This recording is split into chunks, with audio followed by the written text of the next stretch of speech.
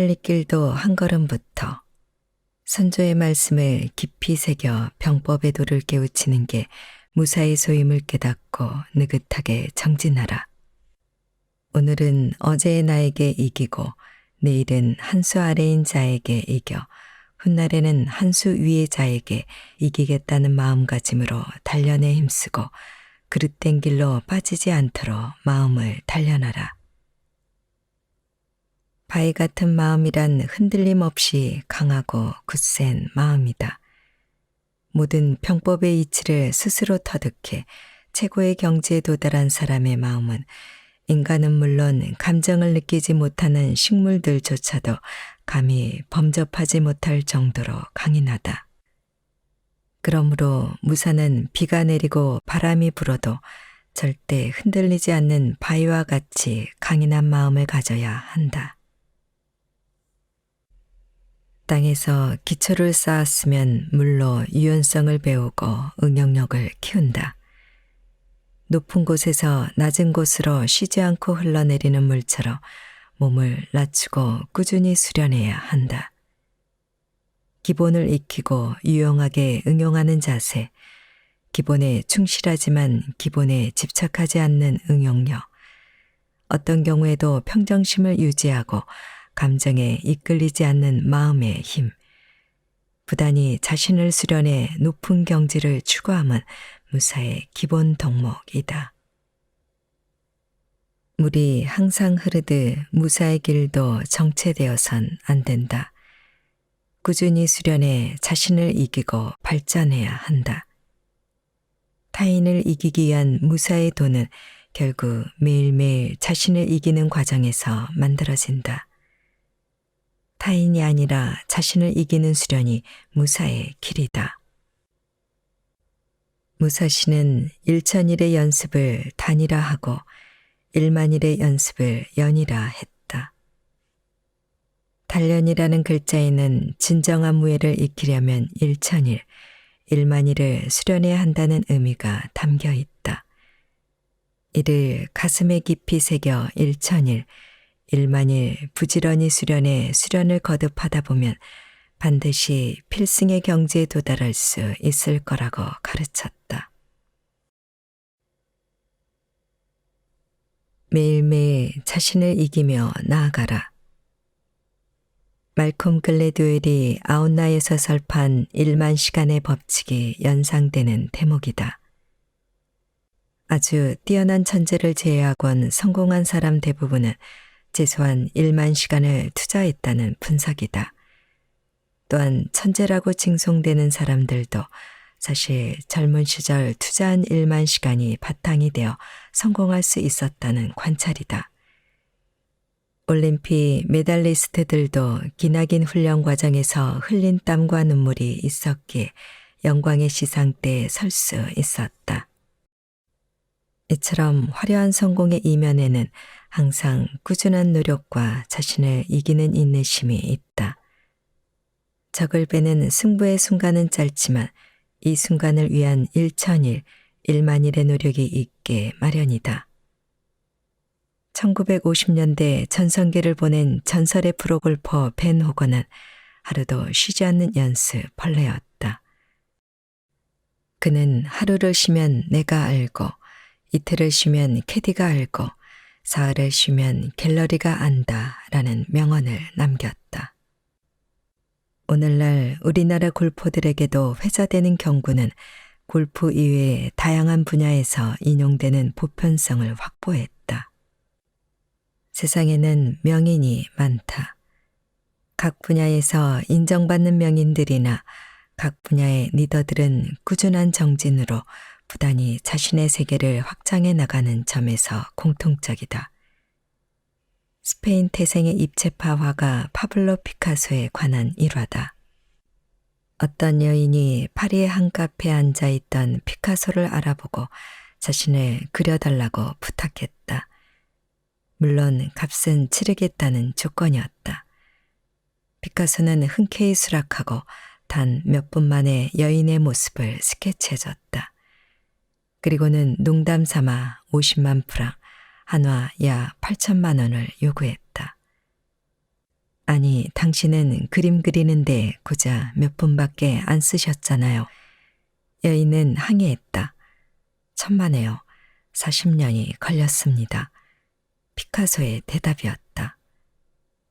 이나모리 가즈오 교세라 회장은 마스시타 고노스케, 혼다 소이치로와 함께 일본에서 가장 존경받는 3대 기업가로 꼽힌다. 그는 왜 일하는가라는 질문에 다음과 같이 답한다. 나는 내면을 키우기 위해 일한다고 생각한다. 내면을 키우는 건 오랜 시간 엄격한 수행의 전념에도 이루기 힘들지만 일에는 그것을 가능하게 하는 엄청난 힘이 숨어 있다. 매일 열심히 일하는 건 내면을 단련하고 인격을 수양하는 놀라운 작용을 한다. 삶을 바라보는 관점은 연배에 따라 다르다. 젊은 시절에는 단거리 경주로 바라보지만 세월이 흐르면 장거리 마라톤으로 변한다. 20, 30대에는 열정과 의욕으로 질주함이 당연하지만 40, 50대에는 대부분 호흡과 완급을 깨닫는다. 각자의 삶에 각자의 경로와 리듬이 있음을 체감하기 때문이다. 젊은 시절에는 재능으로 앞서 나가기도 하지만 부침이 있게 마련인 인생이라는 마라톤에선 노력과 인내로 숙성되어야 멀리 간다는 직간접 경험을 하기 때문이다.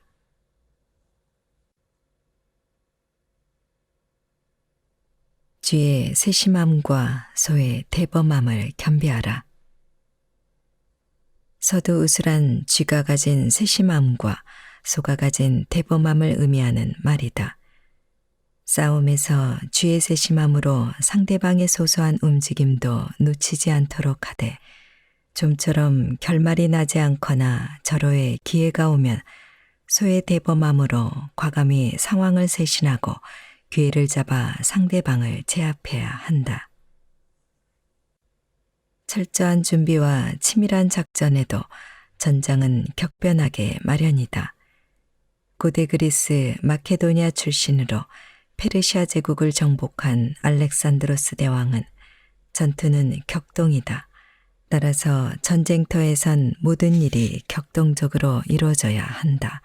라는 경험담을 남겼다. 중국 삼국시대 위나라 조조도 전략 전술에서 임기응변을 가장 중요시했다.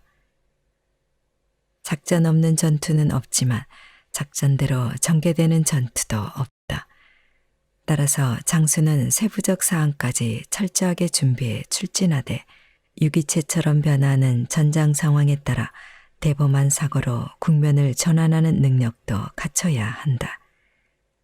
철저하게 준비하되 실전의 팽팽한 대치 상황에서 관점의 변화로 승리의 기회를 잡는 접근은 사업에도 통용된다.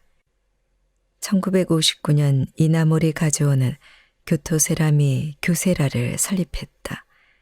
틈새 시장을 겨냥해 세라믹 전자제품 판매는 일정 수준에 이르자 정체되기 시작했다. 이나모리는 신제품을 개발해 고객들에게 소개했지만 반응은 냉랭했다. 고심하던 젊은 사장은 당시 일본 시장에서 미국산 수입품의 인기가 높다는 점에 착안해 관점을 전환했다. 교토 세라믹 제품을 미국에 판매한 다음 일본으로 들여오는 역발상이었다. 품질과 가격, 경쟁을 갖추면 승산이 있다고 판단해 기존 관계를 중시하는 일본 기업과 달리 품질 좋고 가격만 적절하면 구매를 시작하는 철저한 실용주의 미국 기업들을 공략하기 시작했다. 1년여간의 문전박대 끝에 가까스로 텍사스에 처 계약을 체결한 이후 미국 대형 기업으로 판로가 확대되었다. 미국에서 확보한 인지도를 기반으로 일본 대기업들의 납품을 시작해 오늘날 글로벌 기업 교세라는 성장하는 발판을 마련했다. 사고 전환으로 새로운 가능성을 찾는 적응성. 백엔숍으로 유명한 다이소 창업자 야노 히로타케의 기본 정책은 임기응변이다.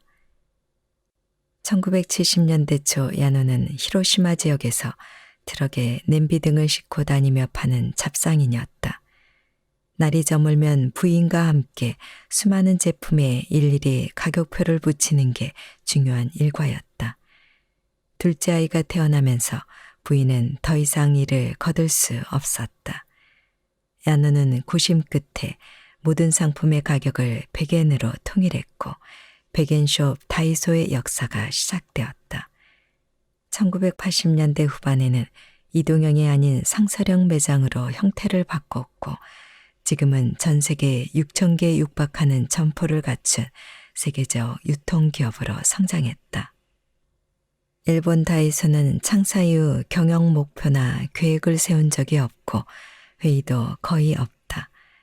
야노 회장의 경영 철학은 임기응변만이 살 길이다. 그는 백엔숍을 만들기 전에 9번이나 실패를 해서인지 회사는 언젠가 반드시 망한다라고 믿는다. 그래서 직원들에게 다이소 같은 기업은 3년 혹은 5년이면 망할 테니 그때까지 열심히 100엔짜리 물건을 팔자라고 독려한다. 정형화된 전략이 아니라 상황에 따른 임기응변의 연속이 오늘날 다이소를 성장시킨 원동력으로 평가받는다. 그러나 엄밀히 말하면 전략이 없는 게 아니라 전략적 유연성을 높이는 선택이었다. 다이소의 전략은 다음과 같다. 모든 물건은 100엔이다. 100엔이지만 쓸만한 좋은 물건을 판매한다. 가격은 원가가 아니라 고객 가치로 책정한다. 다만 100엔의 균일한 상품을 대규모로 조달해 판매하는 사업 영역 자체가 경쟁이 치열한 데다 소비자 기호도 급변하기에 임기응변이 정형화된 전략보다 유효하다는 관점이다. 군대의 작전계획, 기업의 전략계획은 격변하는 현장에서 사소한 변화에 휘둘리지 않고 일관된 목표를 추진하게 하는 기본 방향이다. 그러나 사전계획의 특성상 실제로 일어나는 모든 변화를 예상하진 못한다. 따라서 현장에서 사전계획이 명백히 한계를 보이는 경우 기존 계획에 대한 집착을 버리고 사고를 전환해 새로운 가능성을 찾는 적응성이 필요하다.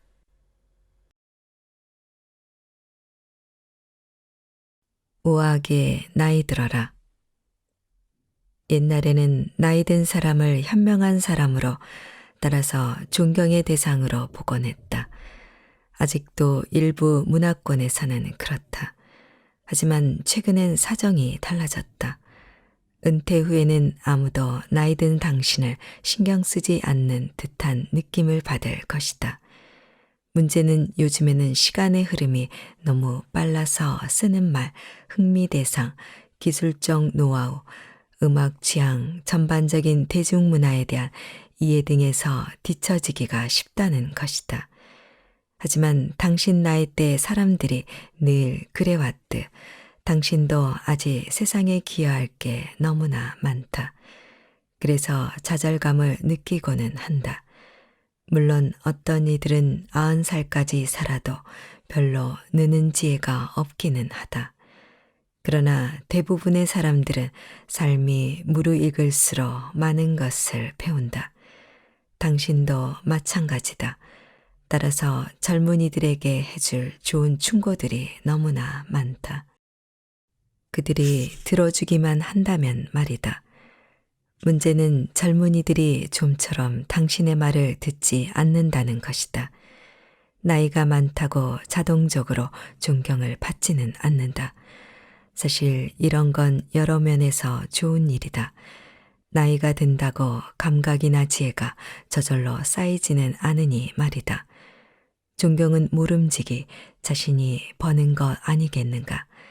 게다가 일반적으로 사람들은 자신이 구하지 않은 충고는 소중히 여기지 않는다. 그런 충고는 잘난 척으로 들릴 수도 있고 심하면 비난으로 들릴 수 있다. 따라서 젊은이들은 예의 바르게 웃고 고개를 끄덕인다 해도 속으로는 충고를 무시해버린다. 그러니 젊은이들이 당신의 충고를 구하지 않는 이상 먼저 충고를 할 필요는 없다. 세상에 당신의 존재를 드러내고 싶다면 젊게 살면 된다. 아니, 겁먹을 필요는 없다. 젊은이들의 음악적 취향을 공유하거나 길거리 속어를 쓰라는 게 아니니까. 또 컴퓨터 코딩을 완벽 정복하라는 것도 아니다. 젊게 산다는 건 어떤 기술적인 게 아니라 태도의 문제인 것이다. 열린 마음으로 주변 세상에 흥미를 가지면 아무 문제 없을 것이다. 당신이 보기에 요즘 젊은이들이 나 때와는 다르게 뭔가를 하고 있어도 비판하지 말라. 왜 그게 변화했는지를 찾아보고 그 논리를 이해해야 한다. 당신이 마치 당신의 조부모처럼 말을 하기 시작하면 걱정해야 한다. 조부모님이 당신이 되고자 하는 넓은 마음의 소유자가 아니셨던 이상, 사람들은 원치 않는 충고는 싫어하지만 자신의 말을 잘 들어주는 이는 고맙게 여긴다. 젊은이들에게 제대로 귀 기울여 보라. 당신이 늘 젊게 지내는 데 도움이 될 테니까. 이런 젊게 사는 태도를 빨리 수용하면 할수록 좋다. 심지어 당신의 20대부터 쭉 말이다. 젊은 마음을 유지하는 가장 좋은 방법은 당신보다 훨씬 더 나이가 어린 친구들을 사귀는 것이다.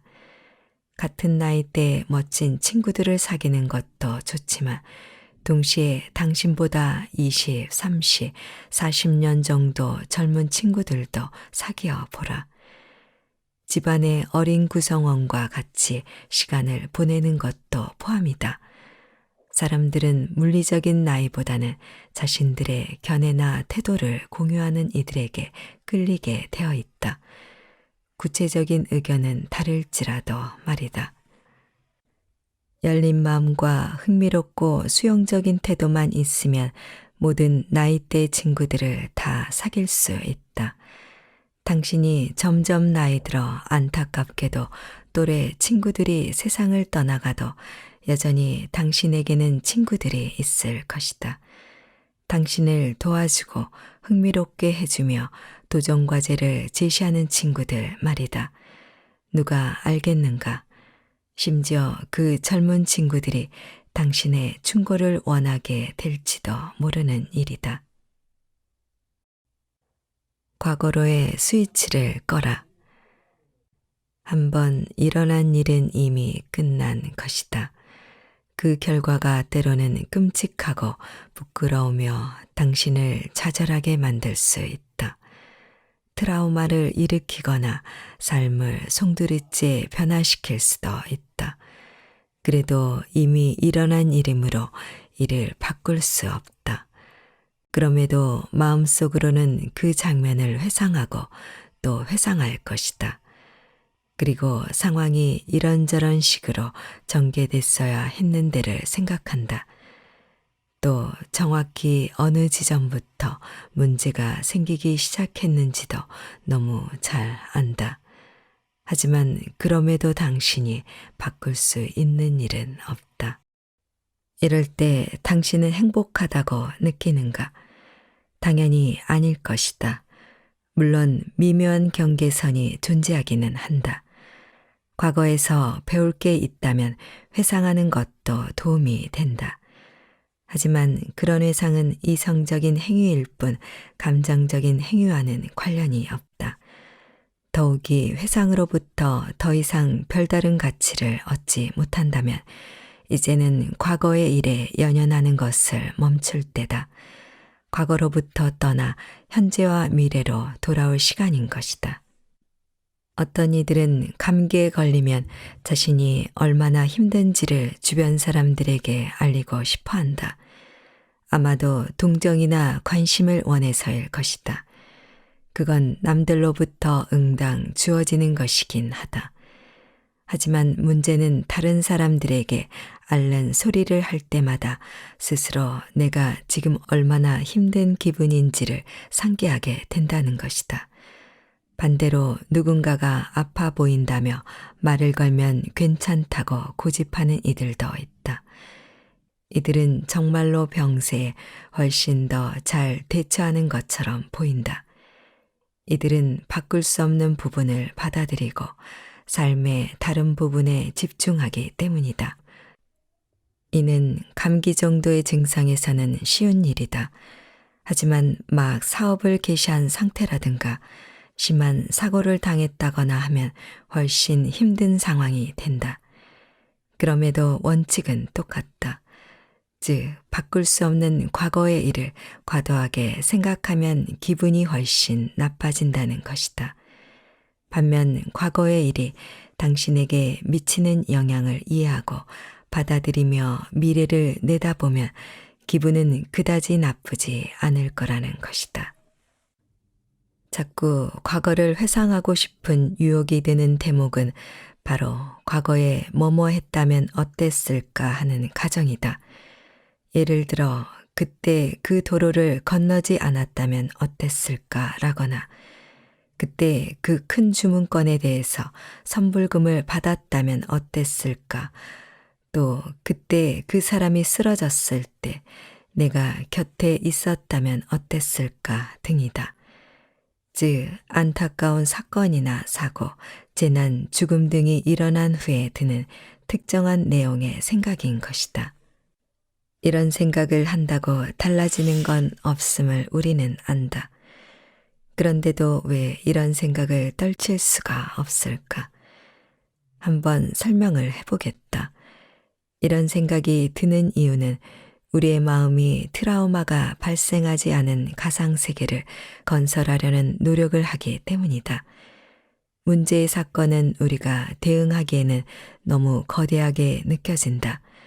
따라서 그 사건으로부터 회피할 구석이 필요한 것이다. 이러한 이유를 인지하면 뭐뭐 했다면 이라는 가정을 덜 하게 된다. 사실 이런 가정은 결국 우리가 아무것도 바꿀 수 없기에 아무 소용이 없지 않은가. 더욱이 이런 가정은 온갖 후회와 자책감, 자기 비난 등으로 이어지게 된다. 이건 자신에게 공평하지도 도움이 되지도 않는 현상이다. 그러니 당신의 뇌가 과거로 회귀하려는 경향의 스위치를 끄기 바란다. 과거에 일어난 일을 받아들이고 현재에 남은 것으로 살아가야 한다. 현재에 아무리 머무르기 싫더라도 과거를 벗어나는 게 훨씬 낫다. 과거에 머무른 채 얼마나 당신이 불행한지에 골몰하는 것보다는 말이다. 당신의 슬픔이나 분노, 걱정을 부인할 필요는 없다. 하지만 그럼에도 앞을 내다봐야 한다. 그리고 현재 아직도 당신에게 남아있는 것을 10분 활용해야 하는 것이다.